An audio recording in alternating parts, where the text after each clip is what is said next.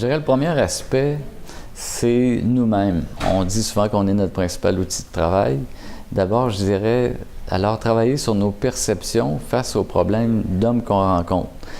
Il arrive plus souvent que des hommes vont être ce qu'on peut dire des clients moins motivés, moins collaborateurs, alors que c'est une façon différente de réagir face aux problèmes. Et puis, on doit travailler sur nous-mêmes pour considérer que cet homme-là a une perception différente de sa situation.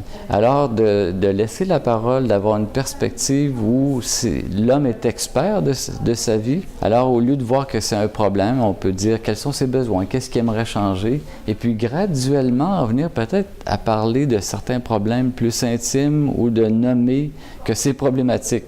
Parce qu'il faut se rappeler que pour demeurer un homme, si on adhère plus au stéréotype sexuel masculin, il faut afficher une image de réussite, de courage, de stabilité.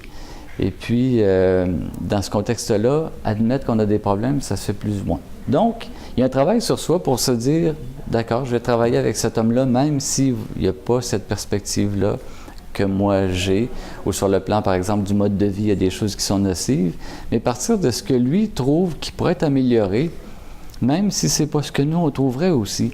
Et éventuellement, par contre, ça permet de trouver des objectifs peut-être ou des choses à changer qui touchent d'autres aspects qu'ils ne voyaient pas au départ, mais grâce au fait qu'on reconnaisse ses forces, qu'ils se sentent plus à l'aise. Alors, c'est un mélange de travail sur soi, mais aussi de façon de travailler avec des objectifs concrets, mesurables, avec lesquels l'homme qu'on suit est en accord.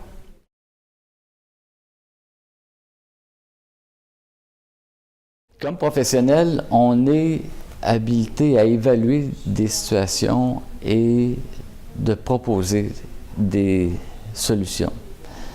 Alors que c'est le contraire, en fait, qu'il faut qu'on fasse auprès d'un homme qui adhère plus au stéréotype sexuel, qui a besoin de montrer qu'il est en contrôle, que sa vie va bien et qui sait ce qui est bon pour lui.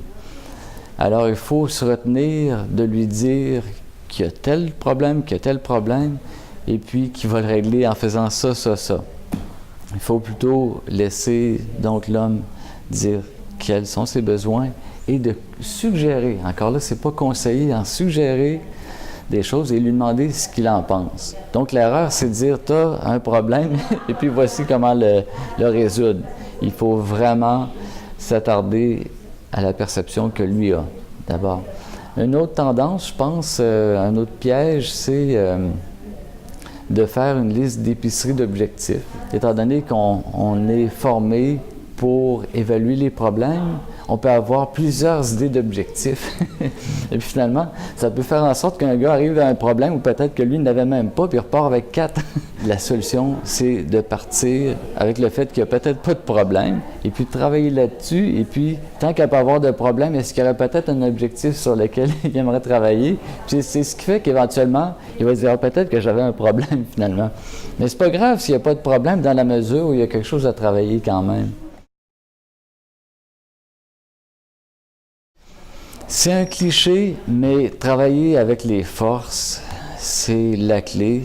Plus un homme va mal, finalement, plus c'est important de travailler avec les forces pour le sortir de sa position de honte, de vulnérabilité, et pour pouvoir générer aussi des possibilités de changement et d'accepter que ça va peut-être être seulement un petit changement. Ça ne sera pas l'ensemble du mode de vie, ça sera pas... Parce que sa vie elle-même n'est pas facile à vivre. C'est très important qu'ils sentent qu'au moins nous, on voit le meilleur de ce qu'il y a. Mais ça s'applique aussi à tous les hommes en général, toutes les femmes, on dirait que c'est un principe général d'accompagnement, mais c'est encore plus important avec un homme qui ne veut pas nous voir à la limite, ou que c'est quelqu'un d'autre qui lui a dit « Tu as un problème avec ton alimentation, tu as un problème avec ton apparence physique, il faut que tu changes ça. » Ou d'autres personnes me disent, mais ça ne veut pas dire à ce moment-là que la demande de service vient de sa part.